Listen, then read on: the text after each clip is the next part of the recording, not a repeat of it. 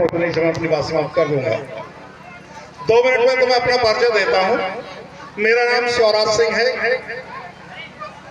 मैं रहने वाला बुलंदशहर का हूँ, दिल्ली से आया हूँ। 40 साल से होल टाइमर हूँ। राजनीति से मेरा संपर्क है और 4 चरणों में 17,212 किलोमीटर पैदल यात्रा की है।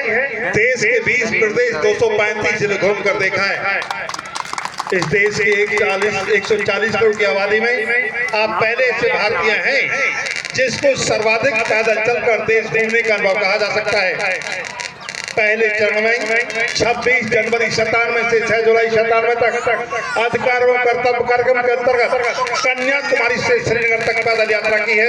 नागपुर से कलकत्ता होकर 5,728 किलोमीटर, जिसमें 162 दिन लगे। 15 प्रदेशों के 85 जिलों से गुजरे, जिसमें तमिलनाडु, केरला, कर्नाटक, आंध्र प्रदेश, महाराष्ट्र, मध्य प्रदेश, उड़ीसा, वेस्ट बंगाल, बिहार, यूपी, दिल्ली, हरियाणा, पंजाब, हिमाचल प्रदेश, जम्मू कश्मीर। दूसरी पैदल यात्रा 26 जनवरी 98 से 23 मई 98 तक पोरबंदर गुजरात से लेकर मिजोरम की राजधानी आइजॉल, उससे 38 किलोमीटर सेलिंग तक 3,976 किलोमीटर, जिसमें 118 दिन लगे, जिसमें 10 प्रदेशों के 51 जिलों से गुजरी। गुजरात, राजस्थान, हरियाणा, दिल्ली, यूपी, बिहार, बंगाल, आसाम, मेघालय और मिजोरम। तीसरी पैदल यात्रा 14 अप्रैल 2003 से 24 जून 2003 तक दिल्ली प्रदेश से 726 किलोमीटर, जिसमें 72 दिन लगी।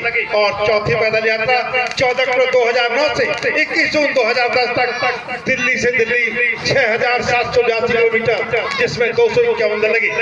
दिल्ली से वाया पलवल, मथुरा, आगरा, ग्वालियर, शिवपुरी, गुना, इंदौर, देवास, धुले, नासिक, मुंबई, खंडाला, पूना, कोल्हापुर, बेलगांव, धारवाड़, बेंगलोर, कोलार, चेन्नई, विजयवाड़ा, विशाखापट्टनम, भुवनेश्वर, जमशेदपुर, रांची, पटना, आरा, बक्सर, गाजीपुर, बनारस, गोपीगंज, हंडिया, इलाहाबाद, कौसामी, फतेहपुर, जलमऊ, रायबरेली, बछरावा, मोहनलालगंज, लखनऊ, मरेवा, संडीला, बाघोली, हरदोई, साबा, शाजापुर, निगोई, बीसलपुर, पीलीभीत, रुद्रपुर, अफजलगढ़, बिजनौर, मुजफ्फरनगर, सहारनपुर, यमुनानगर, जगाधरी, अंबाला, राजपुरा, पटियाला, संगरू, भटिंडा, डबवाली, सिरसा, हिसार, हांसी, महम, रोहतक, बहादुरगढ़, सांपला, दिल्ली। कुल 4 चरणों में 17,212 को पैदल यात्रा करके देश के 20 प्रदेश 235 जिले घूम कर देखा है। और हम आपके भाई हैं, ये इसके लिए हम आपके आभारी हैं। दोस्तों, हम बाबा साहब की जयंती मनाते जा रहे हैं और अधिकार समाप्त होते जा रहे हैं। मेरी आशंका है कि यदि इसी तरह से आप जयंती मनाते रहे, एक दिन आप अधिकार विहीन हो जाएंगे, और यदि आपके अधिकार समाप्त हो जाएंगे तो जयंती मनाना अर्थहीन हो जाता है। हम कैसी जयंती मना रहे हैं? अतीत में हम जो काम करते रहे हैं, जो हमको परिणाम मिले हैं, यदि वही काम करेंगे तो निश्चित ही आपको वही परिणाम मिलेंगे जो पूर्व में मिलते रहे हैं।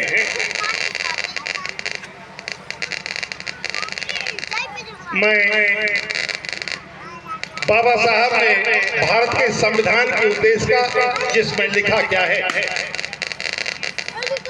भारत के संविधान के उद्देश्य का जिसमें लिखा गया है कि हम भारत के लोग भारत को एक संपूर्ण संपन्न समाजवादी पंथ निरपेक्ष लोकतंत्रात्मक बनाने के लिए तथा उसके समस्त नागरिकों को सामाजिक, आर्थिक और राजनीतिक न्याय कहते हैं बराबरी, जिसमें राजनीतिक बराबरी मिली, सामाजिक बराबरी के लोग संघर्ष कर रहे हैं, और आर्थिक बराबरी की तो सामूहिक रूप से किसी ने बात भी आरंभ नहीं की है। विचार, अभिव्यक्ति, विश्वास, धर्म और उपासना की स्वतंत्रता, प्रतिष्ठा और अवसर की क्षमता प्राप्त कराने के लिए तथा उन सब में व्यक्ति की गरिमा, राष्ट्र की एकता और अखंडता सुनिश्चित करने वाली बंधुता बढ़ाने के लिए दृढ़ संकल्प होकर अपनी संविधान सभा में आज तारीख 26 नवंबर 1949 ईस्वी मिति मार्क्सिस्ट शुक्ला सप्तमी संवत 2006 विक्रमी को एतद द्वारा इस संविधान को अंगीकृत, अधिनियमित और आत्मकृत करते हैं। यह भारत के संविधान की उद्देश्य है। इसमें हम कहाँ पहुंचे हैं?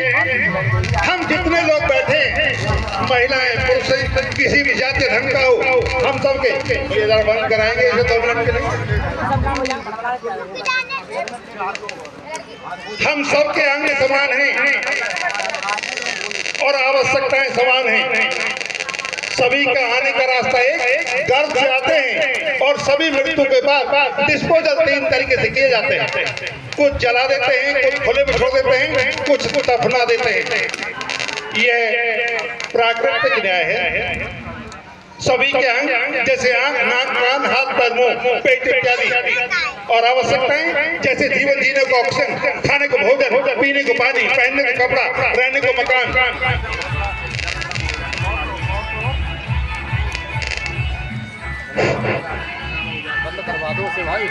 शिक्षा, चिकित्सा, रोजगार, सुरक्षा, सम्मान, स्वाभिमान, वोट और नोट।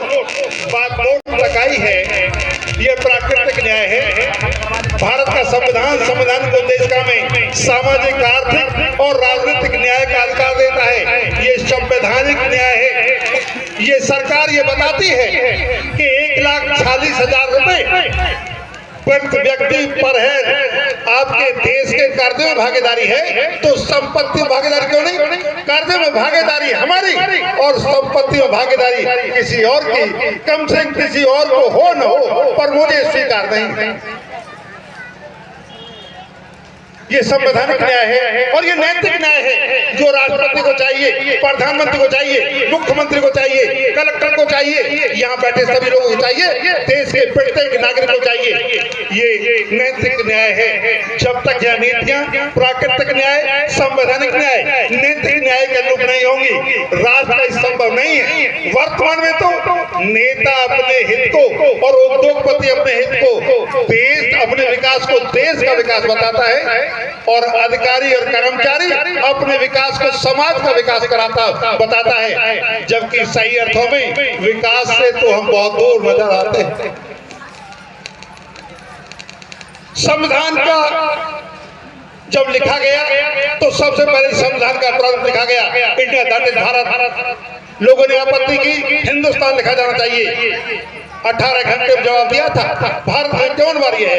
यदि उन्होंने इंडिया में भारत न लिखकर हिंदुस्तान लिख दिया होता तो राष्ट्र हिंदू राष्ट्र होता, तो यहाँ 3 भाई मुसलमान को अल्लाह का दूर रखाने का अधिकार न होता, इबादत गाह बनाने का अधिकार न होता, इबादत करने का अधिकार न होता, महिलाओं को बुर्का पहनने का अधिकार न होता, शिक्षा संपत्ति का अधिकार न होता, सिख को 5 ककार केस का कंगा रखने का अधिकार न होता, गुरुद्वारा बनाने का अधिकार न होता, गुरबानी का पाठ करने का अधिकार न होता, शिक्षा संपत्ति का अधिकार न होता, ईसाई को चर्च बनाने, प्रेयर करने, शिक्षा संपत्ति का अधिकार न होता।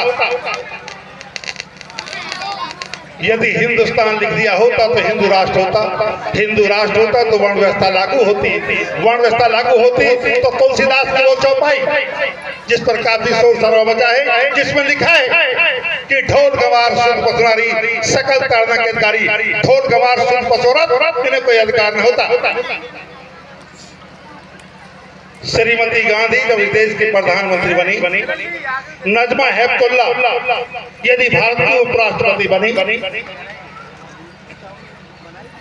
प्रतिभा देवी पाटिल यदि इस देश की राष्ट्रपति बनी, या फिर सुषमा स्वराज बहन जो भी बनी, उस महिला ने ये कहा यदि आज मैं अमुक पद पर पहुंची हूं तो ये बाबा साहब डॉक्टर भीमराव अम्बेडकर जी के संघर्षों का प्रतिफल है।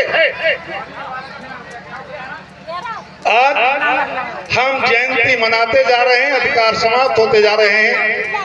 देश की आधी आबादी महिलाओं की जो आज सम्मानजनक जीवन जीती है, उस तक हम अपनी बात नहीं पहुंचाने का के लिए आप कौन हो।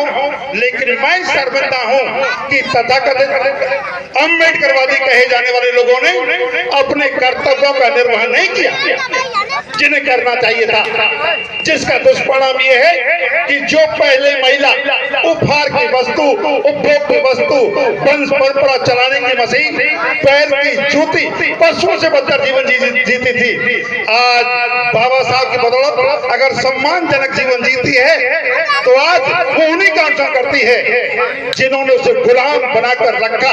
इसके लिए कोई और जिम्मेदार नहीं।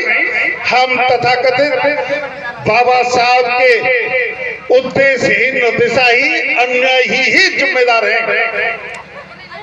बाबा साहब ने कहा है, जिस देश की महिलाओं की आधी आबादी जब तक विकसित नहीं होगी, कोई राष्ट्र विकसित नहीं हो सकता। जबकि देश में आधी आबादी खाना बनाने तक मजबूर है, तो वो कैसे देश विकसित हो सकता है? हम सब कल्पनाओं में जी रहे हैं।